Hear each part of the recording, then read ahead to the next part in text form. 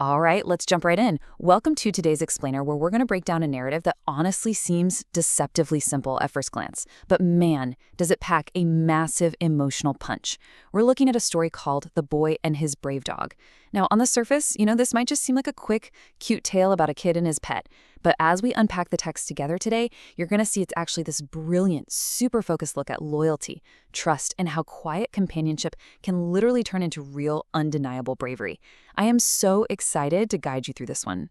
But before we really get into the weeds of the story, I've got to ask you something.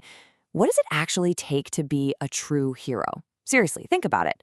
We so often picture superheroes with capes, right? Or these massive world-saving events.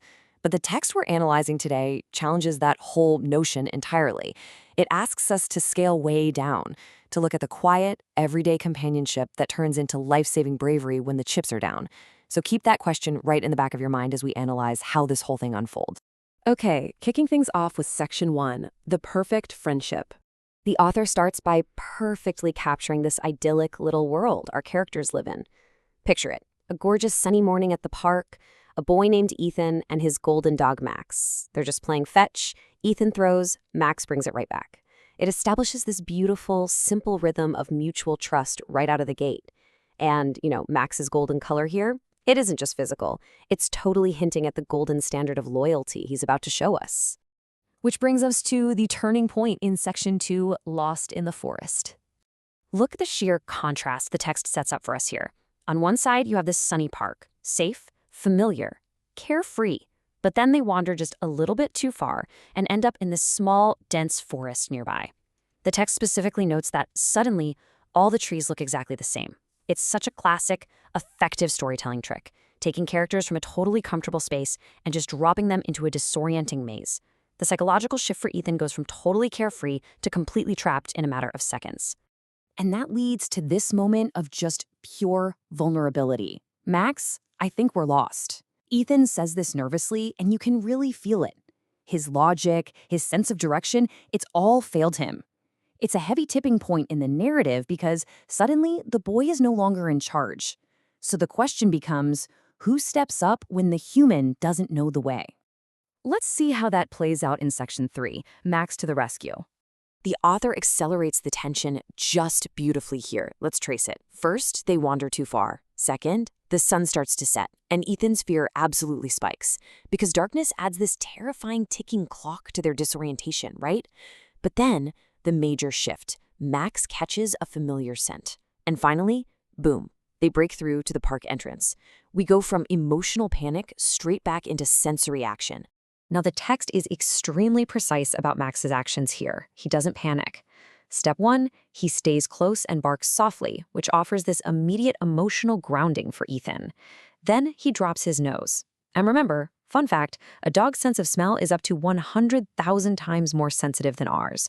So to Max, this forest isn't some scary maze of identical trees. It's literally a map of smells. He confidently picks up a familiar scent, barks loudly, and runs ahead. He transitions so smoothly from being this comforting companion to the ultimate guide. And here is the massive payoff. The park entrance. They finally break through all that disorientation and find Ethan's worried parents waiting right there. When they spot the pair, they run over with smiles and hugs.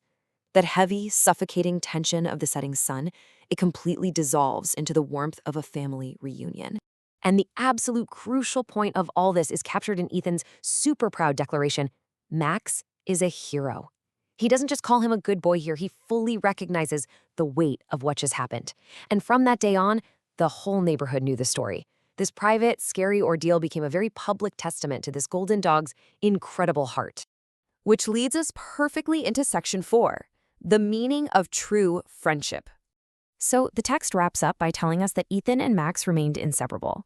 But honestly, it's way more than just going back to playing fetch on a sunny day.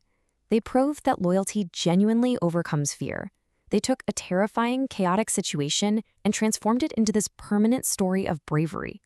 The trauma of being lost actually cemented their bond into something completely unbreakable. And that brings us directly to the core moral of the story.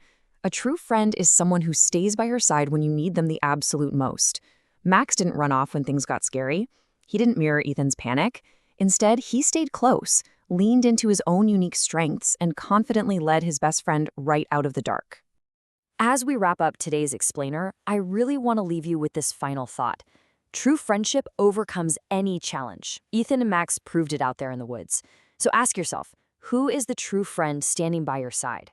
When the trees all look exactly the same and you feel like the sun is starting to set on you, who is the one staying close to help you find the path home? Take a second today to think about that and maybe appreciate the quiet, golden heroes in your own life.